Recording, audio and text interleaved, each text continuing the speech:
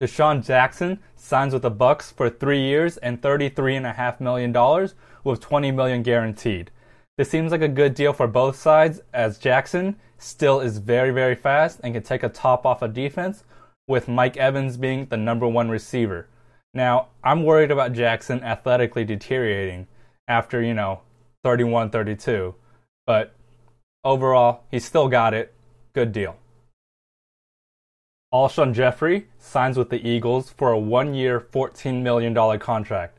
Now, this is kind of surprising for a franchise wide receiver in his prime in free agency to get a 1-year, $14 million contract, but he is very injury prone, and overall I see this as a good signing for the Eagles, as they need to get Wentz a weapon.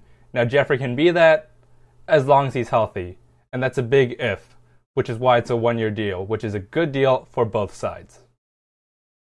Russell Okung signs with the Chargers for 4 years, $53 million, but with only $13.25 million guaranteed. Now, if, this is a big if, he can stay healthy, I think he can be pretty good. I really think the Chargers overpaid for him because he wasn't very good last year, but he does have the potential to be very good. Chargers in general, their O-line just doesn't stay healthy, and I believe Okung will be one of them, but I wish him the best. Hyde signs with the Bills for 5 years, $30 million, with $14 million guaranteed. I think this is a good deal for both sides, as $6 million a year for a versatile defensive back is a pretty good rate, and Hyde isn't special, but he is pretty versatile and can do everything you ask of him. The Bills, good signing. Kenny Stills signs with the Dolphins for 4 years, $32 million, with $20 million guaranteed.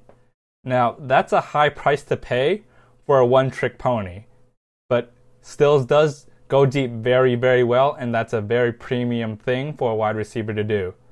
I do think they overspent a little, but I believe the market for him would have been huge regardless. So at $8 million a year, I believe he got paid with the Dolphins what he would have gotten paid elsewhere, which I guess makes it a solid deal. Nothing special that'll put the Dolphins over the top, but good deal. A.J. Bouye signs a 5-year, $67.5 million deal with $26.5 million guaranteed. Man, that is a lot of money for 1 year of proven production. Now, I wish him the best, and the combination of Ramsey on one side and Bouye on the other can potentially be very devastating. But again, I don't think this is the piece to get them over the hump. I think their defense is pretty solid. Now, their secondary and defensive line is pretty good, but overall their offense with that quarterback is going to hold them back. Calais Campbell signs with the Jacksonville Jaguars for 4 years, $60 million, with $30 million guaranteed. Now, Jacksonville is every year, they overspend in free agency. Calais Campbell is a very good player. He is probably a top 5 defensive end and very versatile. But he's not the piece to get them over the hump. I don't think Jacksonville is going to get any better with this signing than they already are. Their defensive line is already pretty stout, and the main problem is offense, Blake Bortles. Stephon Gilmore signs with the New England Patriots for 5 years, $65 million, with $40 million guaranteed. Now, this is a better deal than Bouye because Gilmore has proven he can be a great cornerback with elite talent for a longer period of time. With Gilmore and Butler as the cornerbacks for the Patriots, that's a very dangerous duo. Now, Patriots don't mess up in free agency typically, and they don't spend big, and this is the first time I think they've done it in a really long time.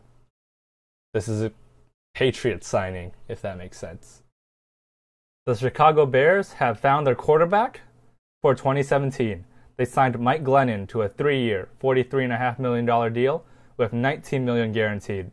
Now, that's a going rate for an average middle-tier starting quarterback in the NFL. I don't expect him to be an Aaron Rodgers, but I think he will be a solid quarterback who won't be the problem with the Bears. Their main problem is the lack of talent. And Glennon, I don't think will be the problem, but I think they're going to win maybe 5-6 games this year. And perhaps the biggest news of the day, Brock Osweiler and a second-round pick are going to the Browns for essentially nothing. This is a cost-cutting move similar to the NBA where they're just trying to trim salary. The Texans signed Osweiler to a bad deal, and they're trying to get Tony Romo. But in order to do that, they need to get Osweiler off the books. Now, this is a win-win for both the Browns in that they get another second-round pick, and the Texans in that they get rid of Osweiler's guaranteed salary to get Tony Romo, maybe. Now, the only loser in this is maybe Brock Osweiler and his feelings.